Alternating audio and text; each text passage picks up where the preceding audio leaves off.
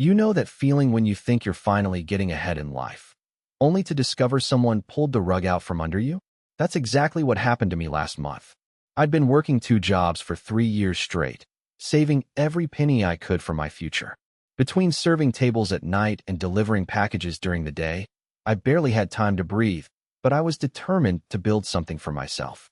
I thought I had around $12,000 saved up, enough for a decent car and maybe community college tuition.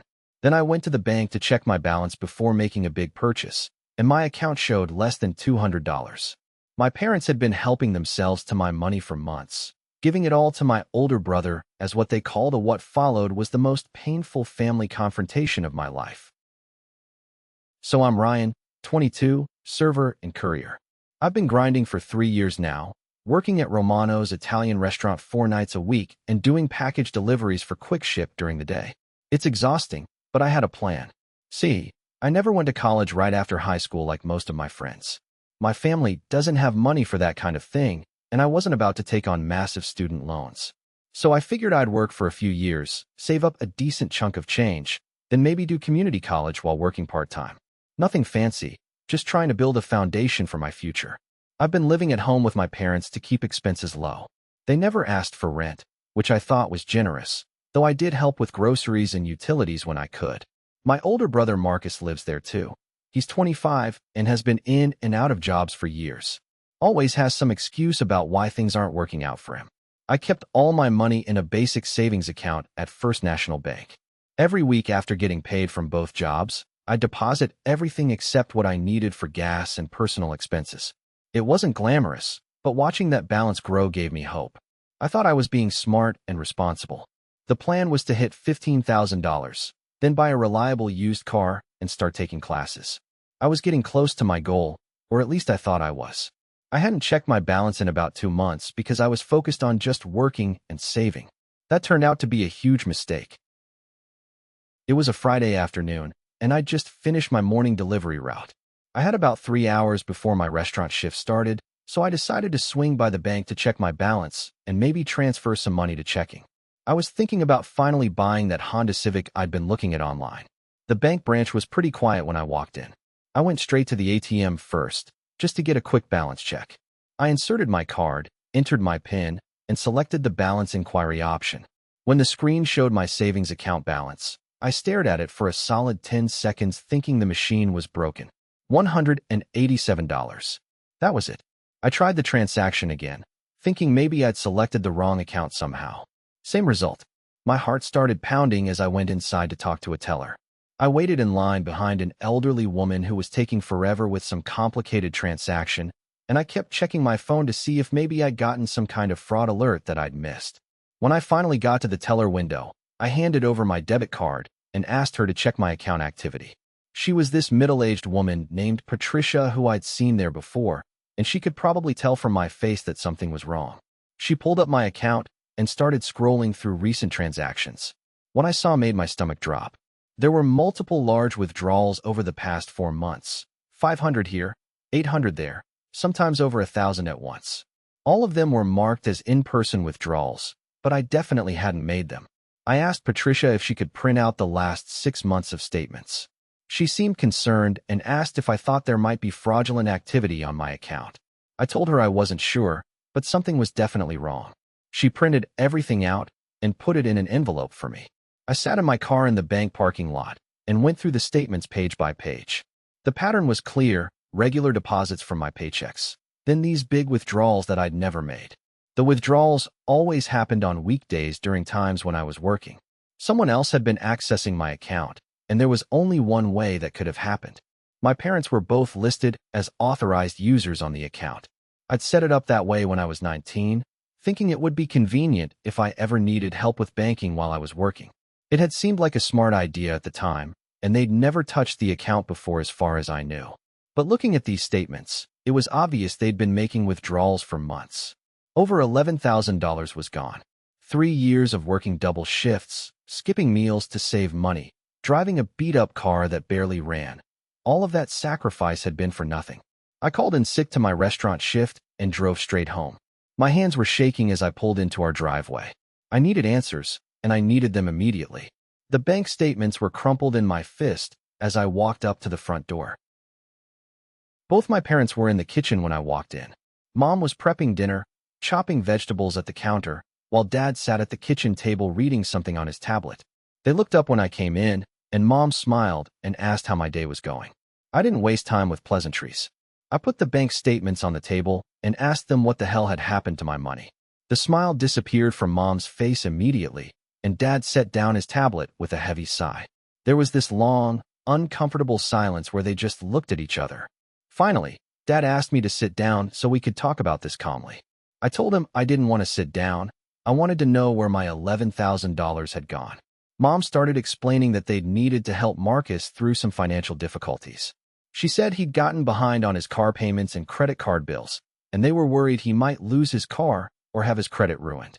She kept emphasizing how young he was and how these kinds of mistakes could follow him for years. I asked them why they didn't talk to me first before taking my money. Dad said they'd planned to pay it back before I noticed, but Marcus's situation had been more complicated than they'd expected. He said they'd viewed it as family money anyway, since I was living in their house rent-free. That comment made me lose it. I reminded them that I'd been contributing to household expenses and that I'd been saving that money for 3 years with a specific purpose. I told them about my plans for college and buying a car and how I'd been working myself to death to make it happen. Mom got defensive and said I was being selfish. She pointed out everything they'd done for me over the years and asked if I really thought it was fair to hoard money while my brother was struggling. She said families were supposed to help each other and that my attitude was disappointing. I asked them exactly how much money they'd given to Marcus and what he'd spent it on. Dad admitted they'd paid off about $6,000 in credit card debt, covered 3 months of car payments, and given him cash for what he called when I pressed for details about the living expenses. They got vague and uncomfortable. The conversation went in circles for about an hour. They kept insisting that they'd done the right thing for the family, and I kept trying to explain that they'd stolen my future. Mom started crying at one point and said I was breaking her heart by being so ungrateful. Finally, I asked them point blank if they had any plan to pay me back. Dad said they'd try to help me rebuild my savings, but they couldn't promise any specific timeline or amount. He suggested I could save faster now that I knew how to do it. I left the kitchen feeling completely defeated. It was clear they didn't see anything wrong with what they'd done, and they had no real intention of making it right.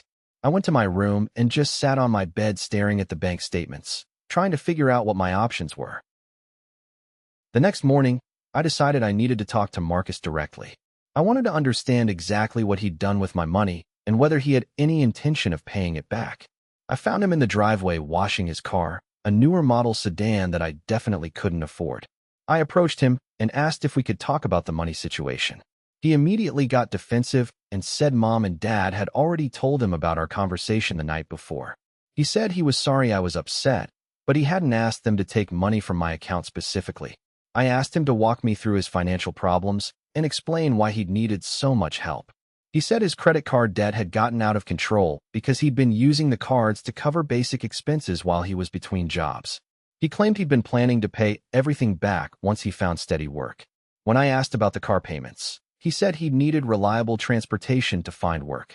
I pointed out that his car was definitely nicer than anything I could afford and asked why he hadn't considered trading down to something cheaper. He said he needed to maintain his professional image for job interviews. The conversation got heated when I asked about the cash for living expenses. He admitted he'd used some of it to go out with friends and buy clothes, but he said those things were necessary for his mental health and job search. He told me I wouldn't understand because I'd always been good at saving money and managing my finances. I asked him directly if he planned to pay me back.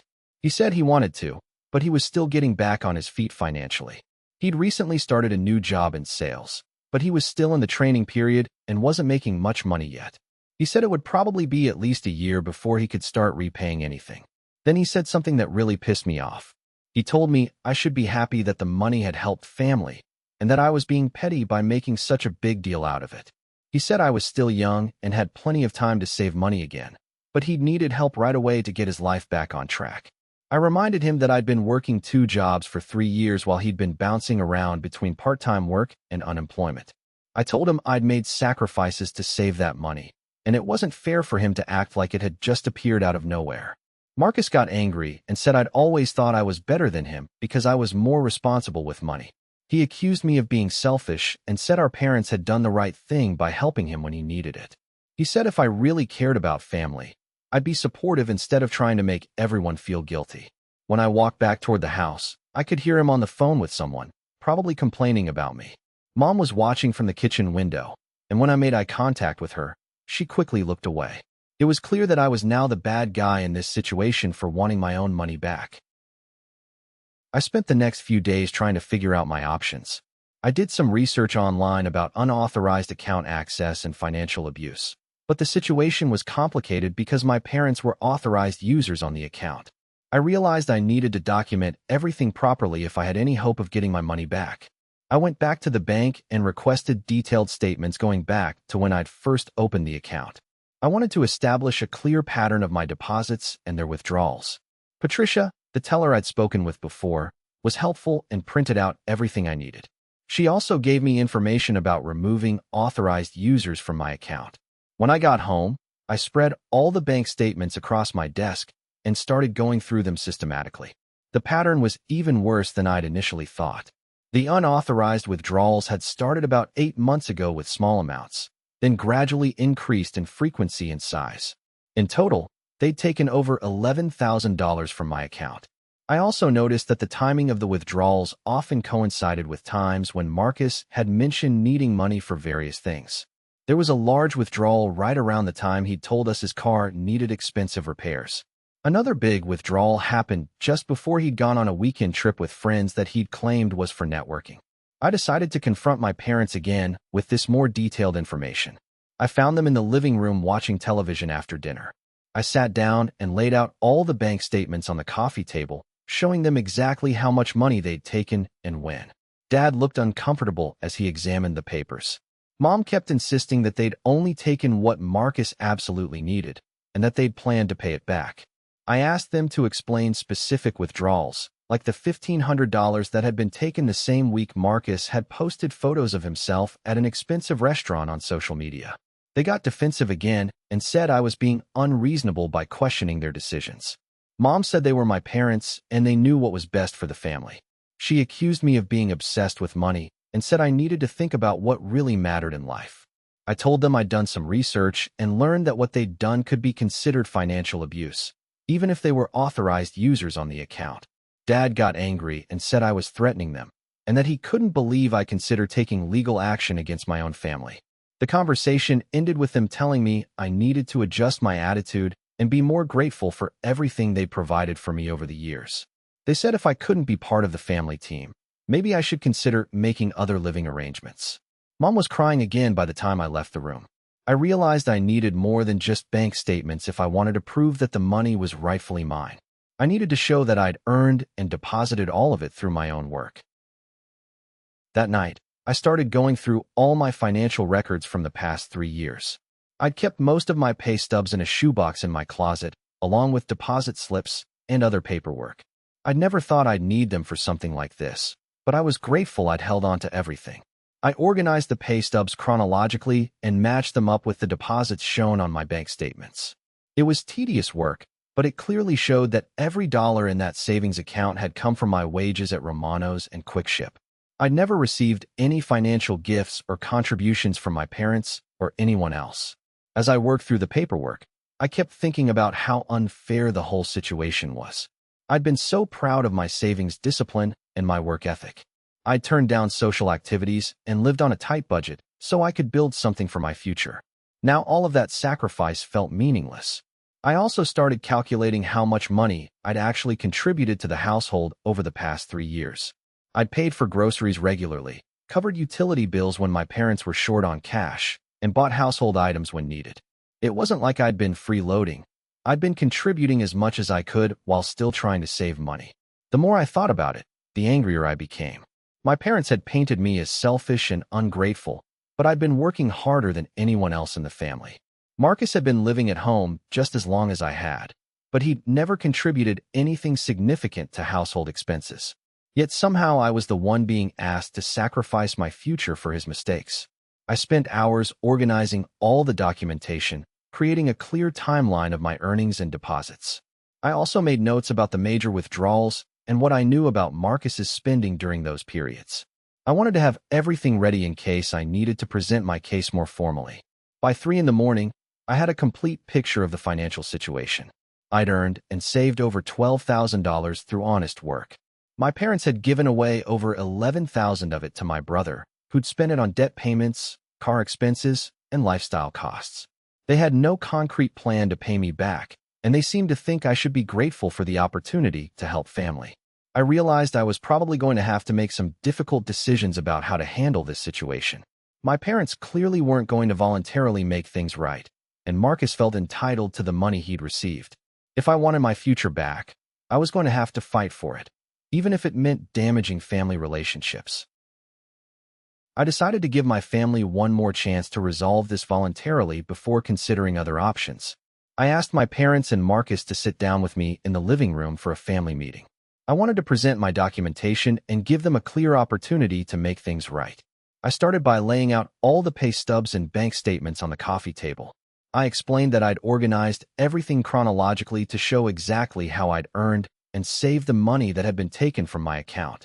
I told them I wanted to work together to find a solution that would be fair to everyone. Dad immediately got defensive and said I was being dramatic by treating this like some kind of formal proceeding. He said families should be able to work things out without all the paperwork and documentation. Mom nodded along and said she was hurt that I felt the need to build a case against them. I explained that I needed the documentation to show them how serious this was for me.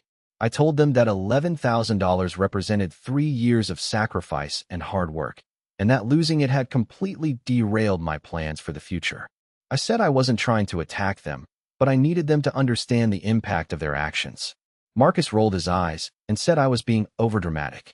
He pointed out that I was still young and could save the money again, while his credit and financial situation had needed immediate attention. He said the family had made the right choice by helping him when he was in crisis. I asked Marcus to explain exactly what kind of crisis had required $11,000. He got uncomfortable and started talking vaguely about debt consolidation and getting back on his feet. When I pressed for specifics, he admitted that some of the money had gone toward things that weren't strictly necessary, but he said those expenses had been important for his mental health and job prospects. I presented them with 2 options.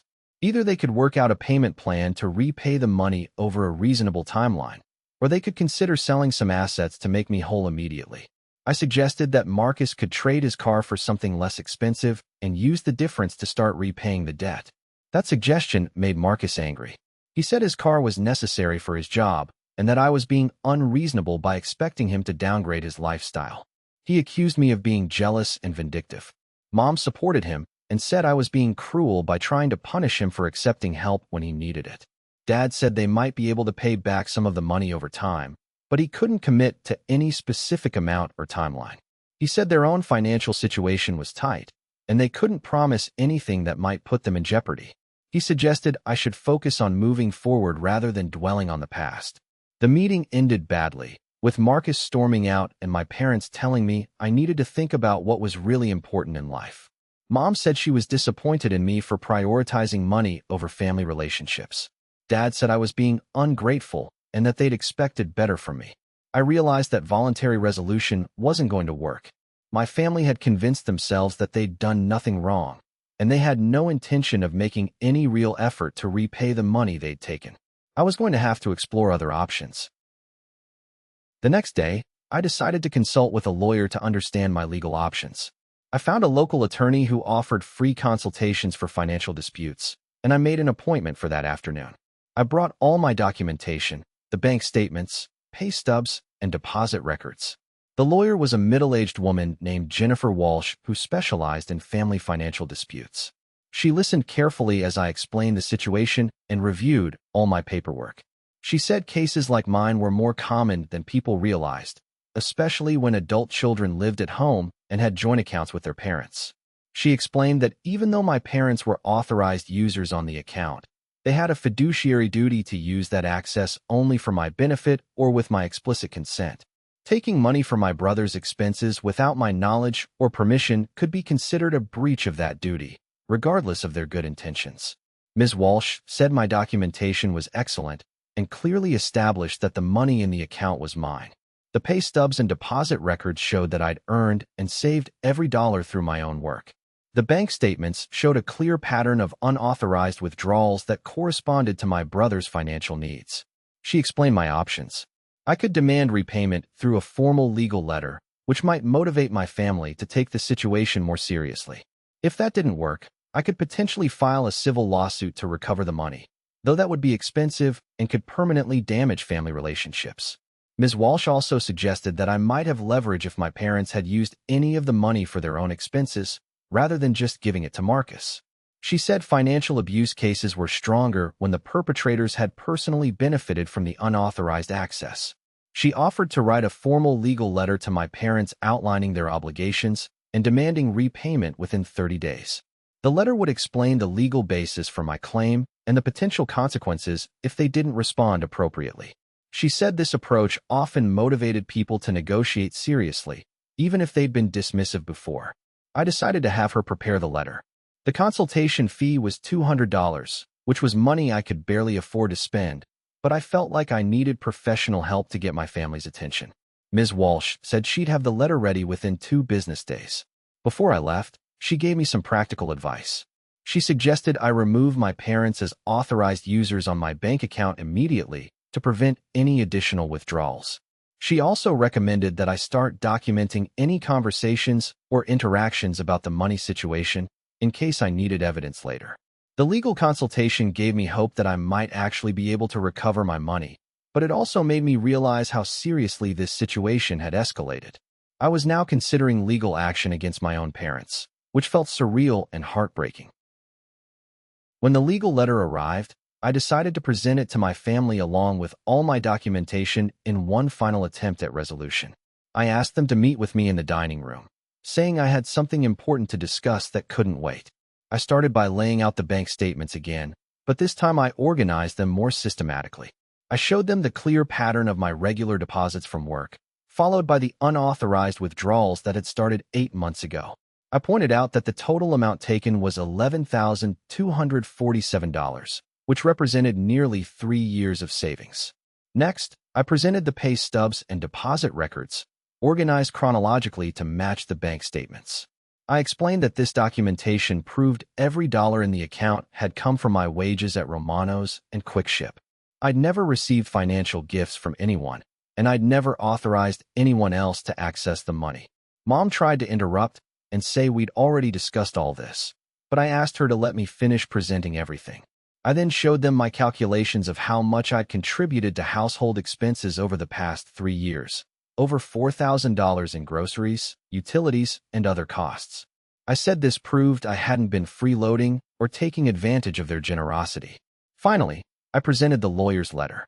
I explained that I'd consulted with an attorney to understand my legal rights, and that the letter outlined their obligation to repay the money they'd taken without authorization. I said the lawyer had confirmed that what they'd done could be considered financial abuse, regardless of their intentions. Dad's face went red as he read the letter. He said he couldn't believe I'd involved a lawyer in a family matter, and that I was threatening them with legal action. Mom started crying and said I was destroying our family over money. She accused me of caring more about dollars than relationships. Marcus, who had been quiet up to this point, suddenly got angry and said I was being ridiculous. He said the money had helped him get back on his feet, and that I should be happy to have contributed to his success. He accused me of being selfish and vindictive, and said I was trying to punish the family for helping someone in need. I stayed calm and explained that I wasn't trying to punish anyone. I said I'd worked incredibly hard to save that money for my own future, and that taking it without my consent had been wrong regardless of the reasons. I told them the lawyer's letter gave them 30 days to respond with a repayment plan. The conversation got heated quickly. Dad accused me of being ungrateful and said they'd provided me with a home and support for years. Mom said I was breaking her heart and that she'd never expected this kind of treatment from her own son. Marcus said I was being petty and that I should just move on and save the money again. I tried to explain that this wasn't just about the money. It was about trust and respect. I said they'd made a major decision about my future without including me, and that they seemed to think my hard work and sacrifices didn't matter. I told them I felt betrayed and disrespected. The meeting ended with my parents saying they needed time to think about the situation. Marcus stormed out, muttering about how I was trying to destroy the family. Mom was still crying and said she didn't know how we'd gotten to this point. Dad said he was disappointed in me for handling things this way. I left the dining room feeling emotionally drained, but also relieved that I'd finally presented my case clearly. The ball was now in their court, and they had 30 days to respond. I hoped the legal letter would make them realize how serious the situation was and motivate them to work out a fair resolution. The 30-day deadline came and went without any response from my parents. They'd been avoiding me around the house, and when we did interact, they acted like nothing had happened. Marcus had been openly hostile, making snide comments about me being greedy and ungrateful whenever he saw me. I went back to see Ms. Walsh to discuss next steps. She said my family's lack of response actually strengthened my case, since it showed they weren't taking their obligations seriously. She recommended that we file a formal demand for repayment through the court system, which would require them to respond within a specific time frame. However, before we moved forward with legal action, something unexpected happened. My Aunt Carol, my mom's sister, called me and asked if we could meet for coffee. She said my parents had told her about our dispute, and she wanted to understand my perspective on the situation. I met with Aunt Carol and explained everything that had happened. I showed her all my documentation and the lawyer's letter. She listened carefully and asked thoughtful questions about the timeline and the amounts involved. She seemed genuinely concerned about how the situation had been handled. Aunt Carol told me she'd had a long conversation with my parents after hearing their version of events.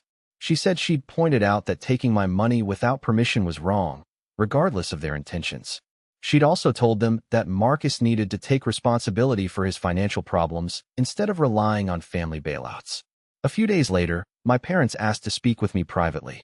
Dad said they'd been thinking about the situation and realized they'd handled things poorly. He admitted that they should have talked to me before accessing my account, and that they'd underestimated how important the savings were to my future plans. Mom apologized for dismissing my concerns and said she understood why I felt betrayed. She said they'd been so focused on helping Marcus that they hadn't considered the impact on me. She admitted that they'd made a mistake and wanted to find a way to make things right. They proposed a structured repayment plan. They would pay me back $400 per month until the full amount was repaid, with interest. They also agreed to sell some items they'd been planning to upgrade anyway, their older car and some furniture, to make a larger initial payment of $3,000. Marcus was required to contribute $200 per month from his new job, and he had to trade his car for something less expensive, using the difference to make an immediate payment of $1,500. He wasn't happy about these terms, but my parents made it clear that this was non-negotiable. The total repayment plan would take about 2 years to complete, but it represented a genuine commitment to making me whole. My parents also agreed to remove themselves as authorized users from my bank account and to never access my finances again without explicit permission. Epilogue. It's been 6 months since we worked out the repayment agreement, and things have been slowly getting better. My parents have stuck to the payment schedule, and I've received about $5,000 so far. Marcus traded his car and has been making his monthly contributions, though he still acts resentful about the whole situation. I moved out of my parents' house and into a small apartment with a roommate. It was time for me to have my own space and independence, especially after everything that happened. The relationship with my family is still somewhat strained, but we're working on rebuilding trust gradually. I've learned some important lessons from this experience. I opened a new bank account at a different institution with no authorized users except myself. I also started keeping better records of my finances and checking my accounts more frequently. Most importantly, I've learned that family relationships don't give people the right to make major financial decisions for you without consent. The legal consultation was worth every penny, even though we didn't end up going to court. Having professional documentation of my rights gave me the confidence to stand up for myself and showed my family that I was serious about getting my money back. Sometimes you have to be willing to fight for your future, even when it's uncomfortable. I'm back on track with my savings goals, though I'm about a year behind where I'd planned to be.